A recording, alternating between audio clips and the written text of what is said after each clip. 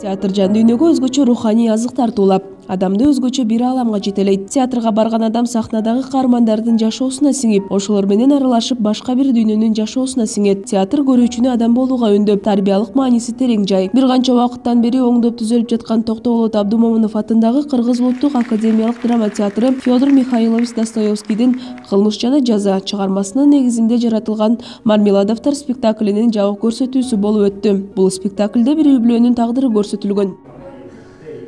Мен образым бул спектаклде өзү аябай оор спектакль. Мисалы Достоевскийдин спектакльдери. Анан бул спектаклде мен эки образ, эки аялдын образын жаратам.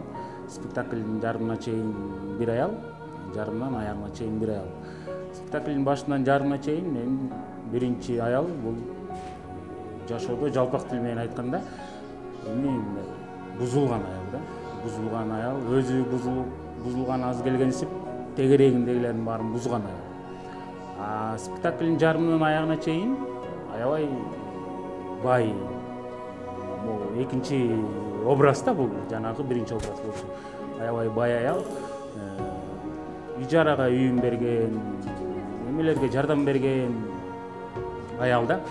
Ошондой жарымынан аягына чейин ушул образдамын. Мармеладовдордун үй-бүлөсү кызы Соня Мармеладова, жубайы Катерина Ивановна жана биринчи никесинен 3 баласы. Мармеладовдун жубайы Катерина Ивановна 20 жашка кичүү, чогуу жашаганда 4 жыл болду. Мармеладов аябай кыйналганда ага боору ооруп үйлөнгөн. Мармеладов үчүн бул экинчи нике. Жумушунан айрылган Мармеладов жумушсуз калып, ичимдик иче баштаган. Натыйжада Мармеладовдун аракечтигинен улам үй-бүлө өтө жакырчылыкка кабылат. Бардык жаман иштерине карабастан Мармеладов мырза үй-бүлөсүн сүйөт жана сыйлайт жана ага берилген.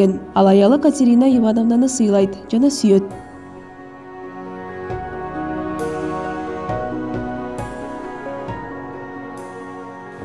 Бул спектаклде Мармеладовдун образы коомдо мындай чогуп кеткен адамдардын образын берет. Өзүңөр билесиңер, мында Достоевскийдин ошо «Кылмыш жана жаза» романы боюнча ал роман, көлөмдүү роман да өзү, анан ошонун ичинен ушул жерин бөлүп алып, ушу Мармеладовдордун ушу үй-бүлөсүнүн трагедиясын бөлүп алып, ушу Шамил Дыйканбаев өзүнчө трактовка кылып бир башкача бир Мармеладовдор деген аталыштагы спектакль чыгарды. Кудай буйрса, аны эми көрүүчүгө коебуз, калган сынды. Ошол иштөө албетте классиканын иштөө көп эле убакыт кетти. Оор эле болду. Кыйналдык дегендей. Эми буйрса ошо элге чыгалы деп турабыз. Калган сынды көрүүчүгө коелу деп атабыз. Мас Мармеладов үйгө келген сайын Катерина Ивановна аны уруп сабап, чачын жулуп, куюндарды тартып жатат. Мас адам күнөөсүн түшүнүп, момундук менен сабоого чыдайт. Раскольников менен жолуккандан көп өтпөй, Мас Мармеладов көчөдө аттардын астына түшүп, ошол эле күнү алган жараатынан улам көз жумат. Мармеладовду акыркы сапарга узатуу күнү анын байкуш жесири көчөдө кулап, кансырап каза болду. Аялдын 3 баласы жетим калат, алар балдар үйүнө берилет. Мына ушул окуяны камтыган спектакль көрүүчүлөрдүн көңүлүнөн чыгып, кол чабууларга арзыды.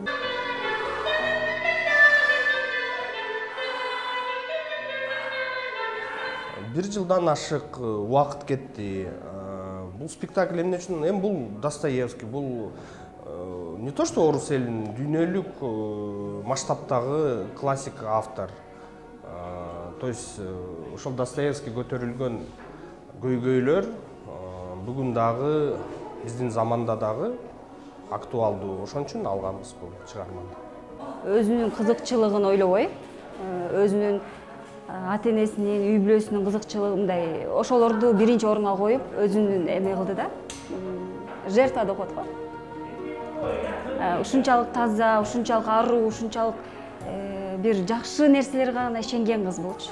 Ушунчалык мындай азыркы жашоодо мындай адам барбы, мен айта албайм. Ал көрөрманчы өзү келипчи, мындай ар бир көрөрман ар түрдүү бир ойлорду камтыйт да. Анан мындай жашагыла, мындай жашабалы деген эме жок бизде.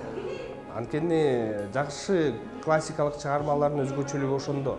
Ар бир окуган киши же көрүүчү ар түрдүү өзүнө тиешелүү маселелерди, көйгөйлөрдү камтыйт дагы алат. Анан эми баягы 1 жыл убакыт кетти. 1 жылдан ашык, почти 2 жыл. Пандемияда убагы болуп калган экен. Даярдоодо канчалык? Эми элестеткиле силер, мисалычы, мына силер бир тойго даярданып атасың, мына үйлөнөм деп даярданып атасыңдар, анан карантинге сени жаап салып болду. Ошол убакта аралыкта токтоп калганда болот экен да. Конечно, биз уже иштеп мына чыгабыз дегенде былтыр, как раз ушул маалда карантинге жабылып калганбыз. Анан кайра 2 ай перерыв болуп, 2 айдан кийин кайра иштеп, көркөм кеңешке тапшырганбыз. А бирок ойно алган жокпуз. Анткени разрешение болгон эмес да. Эми мына бүгүн ито көрүп атпайсыңар, ремонт болуп театрда. Театрдын состояниясы жакшы эмес. Ошого карабастан бир 50 чактай эле киши чакырып биз ойнош керек дедик да.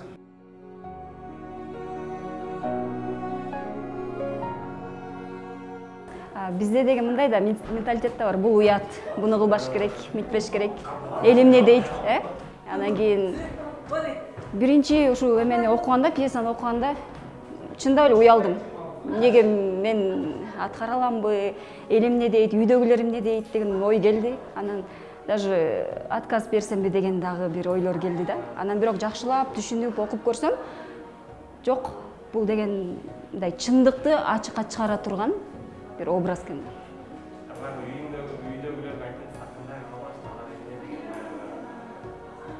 Аларды премьерага чакыра алган жокмун. Көрүшүн каалаган жокмун биринчиденчи. Бирок айтып түшүндүргөм. Ушундай роль алдым, ушундай деп. Бирок алар туура көз карашта эле болду, бирок көрүшкөн жок. Бул менин эң алгачкы ролум. Окууну бүтүп, анан театрга кирүүмдүн себеби да ушул роль менен болду да. Азыр ошол сахнага чыкканда кандай сезимдер болду? Өзүңүздүн образыңызды элге баягы жеткире алдым деген. Мен бул образды жеткире алдым деп айта албайм. Анткени эл айтат да, бирөөгө жагат, бирөөгө жакпайт. Мен толук жеткире алдым деп айта албайм.